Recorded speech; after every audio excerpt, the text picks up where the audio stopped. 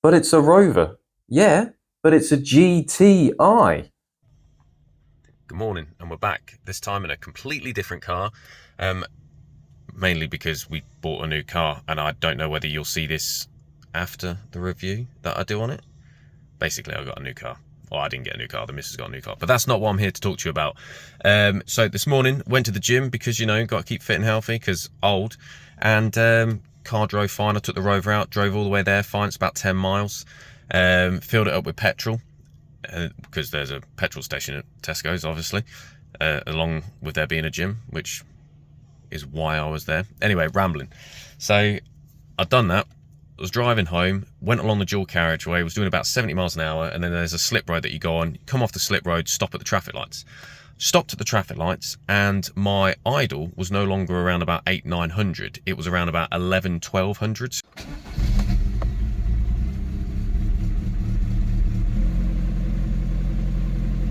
It was idling reasonably high, and it was a little bit rough.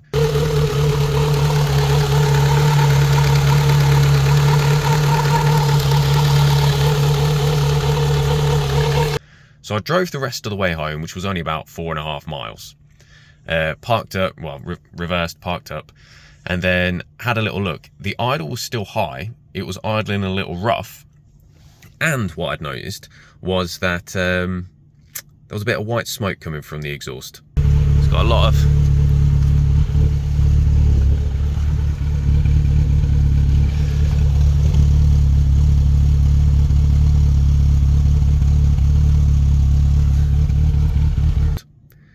So today's the first day of, well, it's not the first day of autumn, but we're in autumn. It's colder weather, it's wet weather.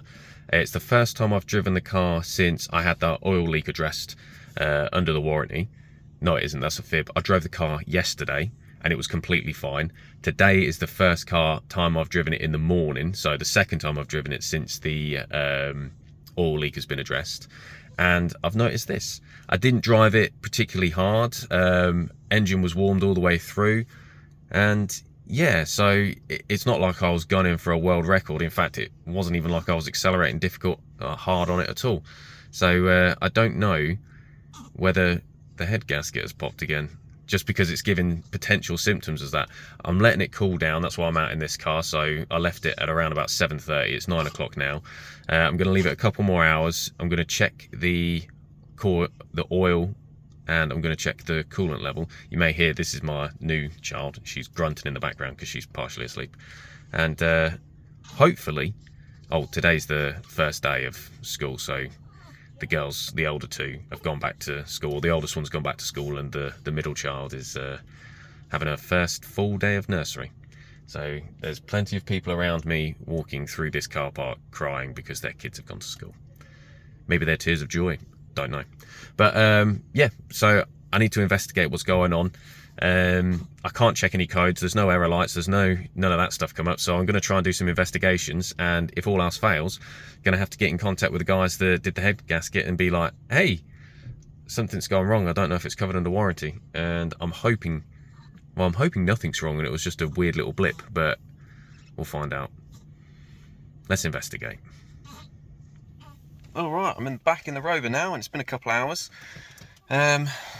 Yeah, I'm going to see if I can try and get it started and see what's going on. I've had a little look under the... You can tell because the bonnet is up. And yeah, there's no leaks, there's no nothing. The coolant's gone back down to the level it should be. I tell you what I will do, and I haven't done, is I'm going to go take the oil cap off and just have a look. I've had a look on the dipstick, and the dipstick looks just fine. So I'll tell you what, let's go look at the oil cap. Yeah. I might as well take you guys along for the ride. Here's some top quality camera angling while I do it. Check the vac lines. I know there's this one. I don't know if there actually is any others. Can I get this off one-handed? Oh, it's super tight. Showing how weak I am. There we go. Let's turn this side. No, that looks fine. That looks fine in there. Screw you back on.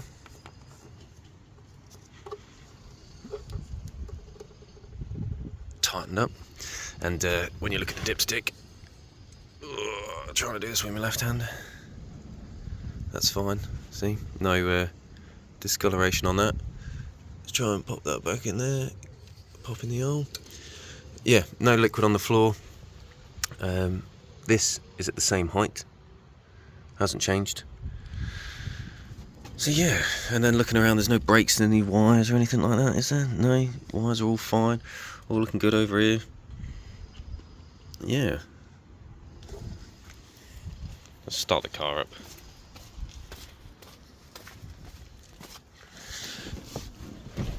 Right. See what's going on with this then.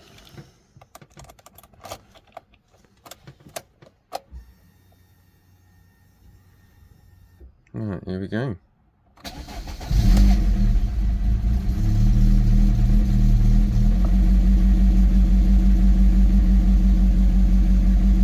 Now the revs are sitting high like this, which I'm guessing means throttle positioning sensor is gone.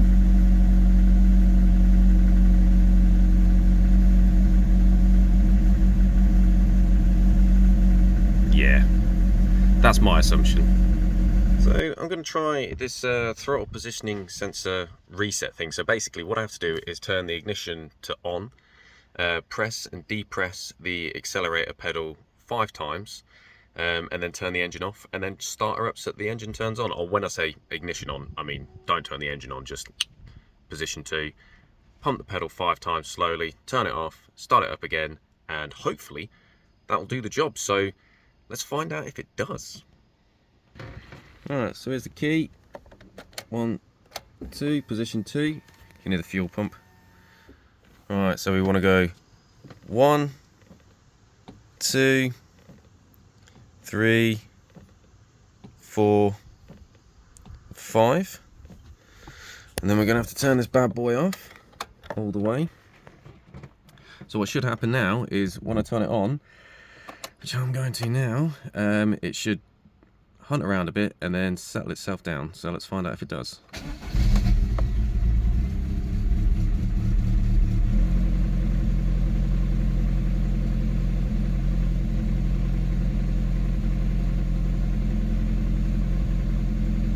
It smells quite fuely as well. Very lean.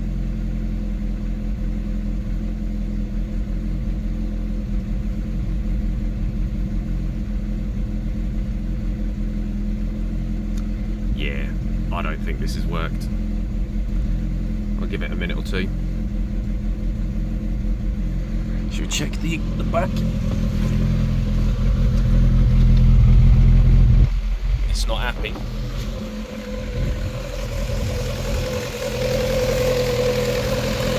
So it either means a bad one of these or a bad one of these. Which one it is, couldn't tell you. I suppose, see what the revs are saying.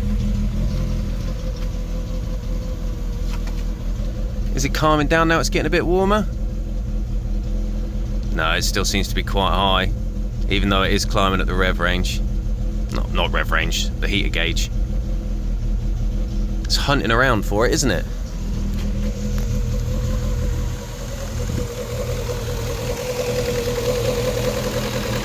Yeah, it doesn't seem to be the happiest. What I'll do, I'm gonna leave it running until this gets warm. Well, it's almost warm now. Yeah, I'm gonna leave it running until it gets warm. Oh, so you can see what I'm looking at. And then once it's warm, we'll check back at where the revs are sitting, and then I'll unplug the TPS and see what happens with that. Right, I'm sure you can tell from this beautiful sound and the fact that the revs are still quite high, then it's wobbling around a bit. It's not gotten better. Car's pumping away.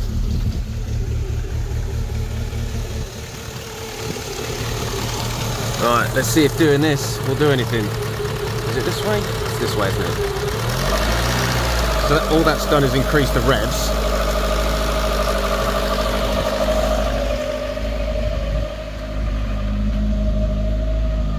It's increased the revs quite a lot. Let's plug that back in. So it's not this one. There we are, you're back down so you know what's going on.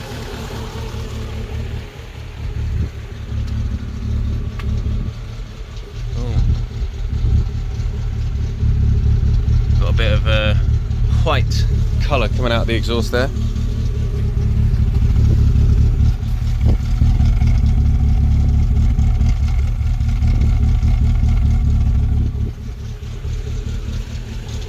Alright, next one. This one here.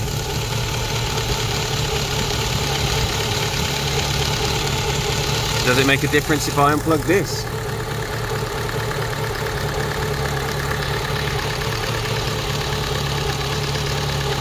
It sounds exactly the same, so I bet you that is the culprit.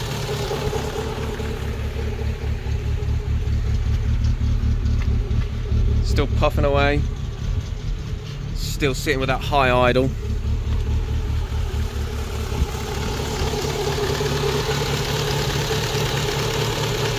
Let's plug you back in. Unplugging that has made no difference, so it's probably that that's gone wrong. So that's concerning, though.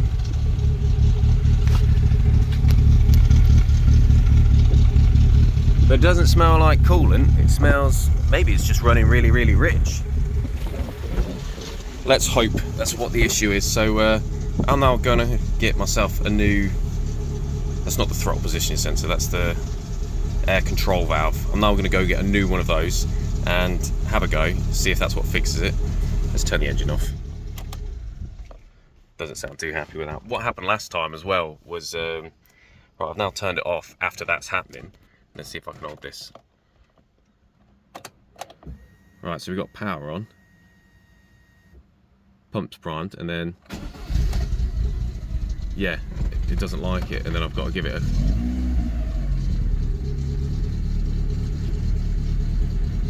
There we go. I think because it's warmer now, it's not happy with it. Alright, let's turn you off. Let's go get a new sensor. Plug that in, and hopefully that fixes the issue. Please fix the issue. Fucking Rover. This is why they don't exist anymore. That, or it's because this car's 25 years old, and let's be honest, I'm looking after it, so yeah. It's like Trigger's broom. By the time this is done, none of it will be original anymore. It'll all be new bits. Cool. And I wanted an excuse to throw some more money at it. I didn't. Right, let's check it out. Right, I'm back for one last thing. So apparently as well, I may think it's this, I unplugged this and nothing changed. But apparently if I take this off, right, and then I block it up with my thumb or my hand, it should stall the engine. So we'll find out in a second. Nothing's happening. So could it be an air leak instead? But where would the air leak be coming from? That's what they said, block that up and it should stall it, which it's not doing. So does that mean I've got an air leak somewhere? Maybe coming from here. Right, let's put the U back on. Let's take this off and find out. I'm sure, as you're all fully well aware, I am an absolute idiot. It is also very sunny right now because the rain has stopped. So, you know, when I put my finger on the throttle body to see if it would stop, no, that's not the bit that I should have put my finger on. I was supposed to put my finger on the plastic tube or the rubber tube that attaches to the internal, no, what's it called? Idle air flow sensor, idle air control valve, idle air control valve, IACV. So it's been a little while, the car's a little cold. I'm going to turn it on and then I'm going to pop off that bit again and put my thumb over it to see if it stops, which I have a feeling it probably will. Let's start the car up. There was that dip. Now it's sitting really high at 1500 is where we've decided to sit at. So we're sitting higher than normal. Right, let's have a little look in here. Boom. This bad boy. So if I take you off, I can hear the sucking. And if I put my thumb over it, yeah, stalled out. So that is working. However, car started again. Let's see if it will actually start, because usually when I do this... Oh, let's try it again. There you go, blip of the throttle, gets it going. The only thing with this is, you can look back at me for a minute. The only thing with this is I'm sure if I unplug that, it then still sits quite high. Let's try it if I unplug it, because so if I unplug this, yeah, and do that, so we've got nothing connected. It's a 4-pin connector as well. That's for my reference, because I'm gonna have to, I said I was gonna get another one. It's humming away. So if I turn you off, it's quite an aggressive turn off.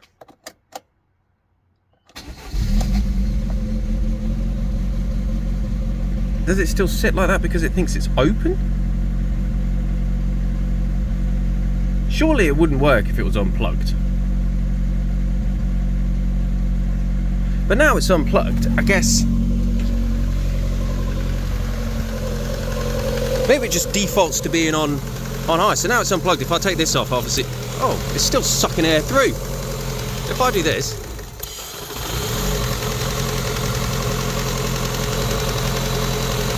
so it's still sucking air through, even though it's unplugged. Is it supposed to do that? Is it just stuck open? Is that why it's revving high? Could that be the fault? So yeah, let's turn you off. Right, so while it's plugged in and while it's unplugged, put your finger over it. It turns off. Is that what's supposed to happen? I don't know. Does that mean that it's stuck open? It's stuck in the open position and it's just like, yep. I'm not sure. I'm going to have to look into this a bit more. I don't even really know how to check whether it's stuck in the open position. I'll have to find that out. I think I might just have to buy another one, because I found a cheap one on eBay for, I think it was like £20 or £21. So maybe that'll be worth a shot, and that might fix the issue, which I hope it does, actually. But hey, let me find out. Okay, and I'm back. I still look like shit. I feel like shit. Today is Sunday. I go back to work tomorrow. I've been on paternity leave and I'm absolutely battered because, well, I've got 3 kids. It's not entirely my fault. It's because the boiler went out and the winter nights were cold. Anyway, parts turned up. I was very giddy when Every rolled in and said, hey, guess what? Parts here. This is called ISO Clean Experts in Cosmetic Hygiene. Got absolutely no idea why, because it's just any casual box that they've decided to use. Let's crack this open. Clean brushes, clear skin. And inside here is the valve. So it does have a slight amount of damage on here where it bolts in, but it should be okay. Comes with the washer, and well, yeah, it's the 4-pin one, which is the one I want. So hopefully in a second when I install this, it should fix the problem. In fact, let's check to make sure that I still have an issue, because it'll be amazing if it's just fixed itself. Turn her on.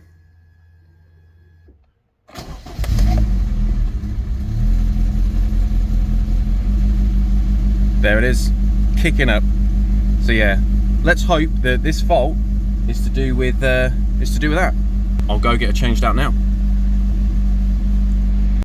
Here we are in the engine. So in order to take this bad boy out, all I got to do is unplug this, which just pulls out, pull out this, which also just pulls out. So let's pop you on top of there.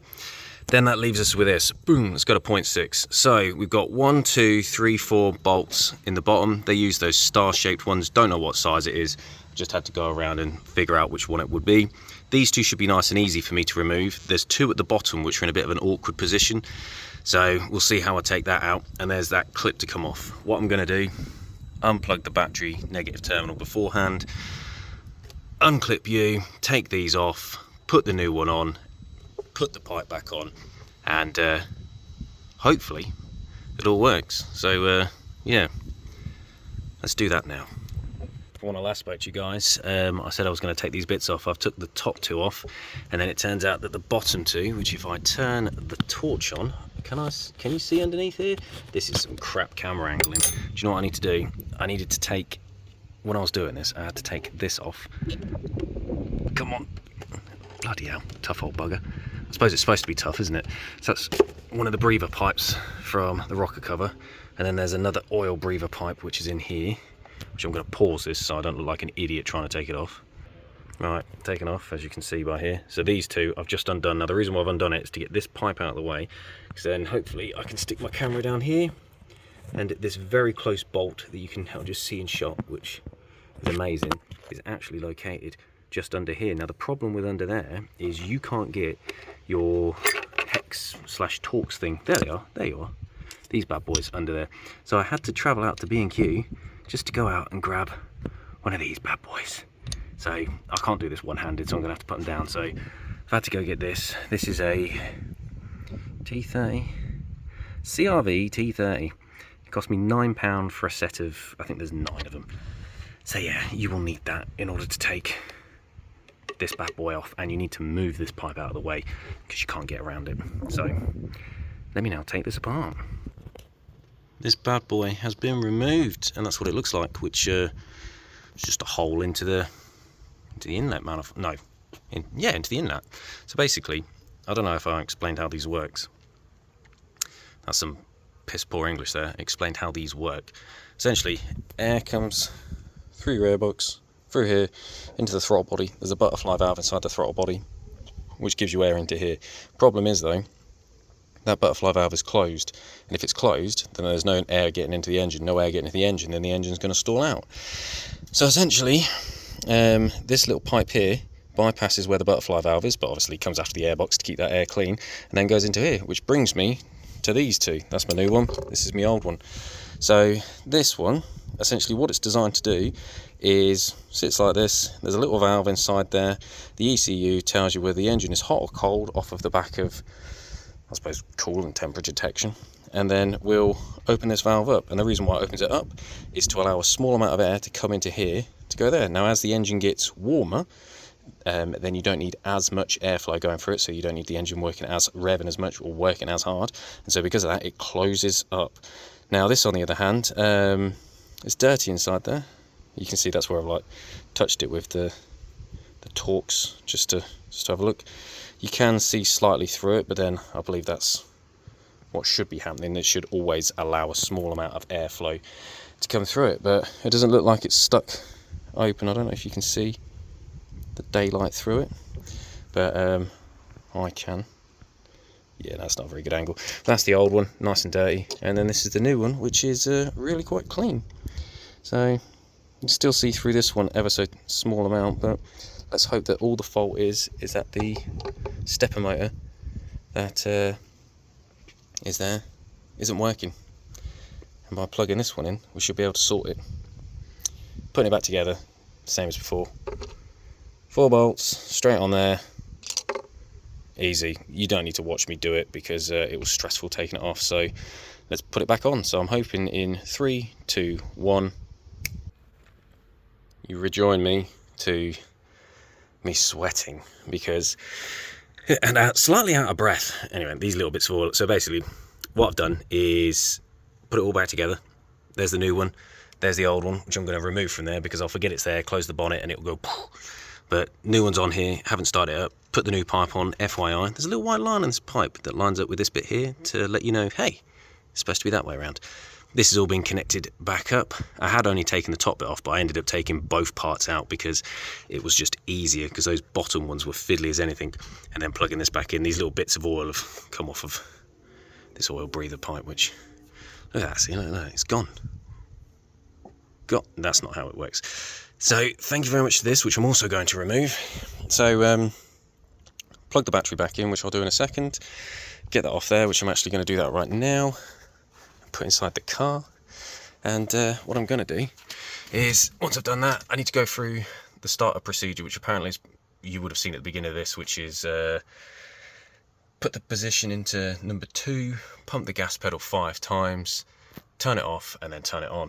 FYI, that's the little white man that my daughter was always talking about. And his name is Little Jer. Right, let me go get this sorted. Let me go get that sorted. Alright, so I'm sat back in the car now. I've just gone through the process of turning that onto position 2, which I'm really struggling to figure out how to use my hand like this. Position 2, which is that one there. In fact, on mine it actually says 2. Whoop, see, moved it position 2. Pump the accelerator pedal 5 times, so all the way down to the floor. 2, 3, 4, 5. Turn it off. Now we're off. Now we're going to do the start. Are we? Oh, there was a little beep where it went dee-dee. That could be a positive thing.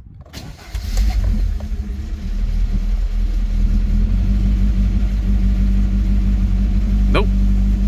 We've dropped ourselves, or it's popped right back up to where it was before. So got that high acceleration again. So I don't think it actually was the IACV. Bollocks. That's a bit shit.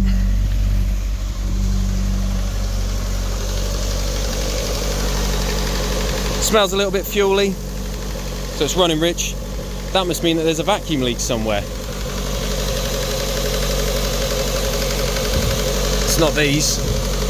These don't seem to be leaking anything.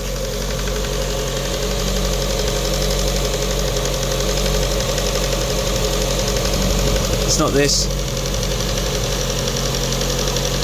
Is it this? There's a little vacuum line down here as well. It's got to be leaking air in from somewhere.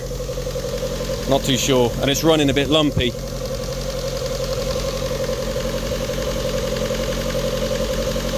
Bollocks. Well. Oh, it looks slightly different now as well because I've been to the gym in the meantime. Smells very fuely. Lovely. Back to the drawing board, I believe they say. Just as an added bit to this, when the engine is warm, if I turn you on, right, and then try and start her up. Oh, it's actually staying. It hasn't died. Oh, there you go, it's kicked in now. Sometimes it just dies straight away. I just don't understand what it is. Just don't know.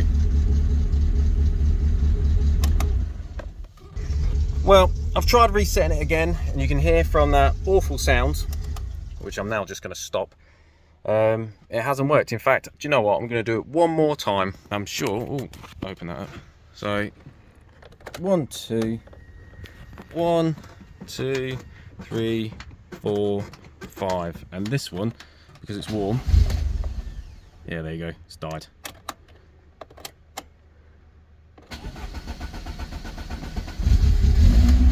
There you go. If you blip the throttle, then it kicks into life, and then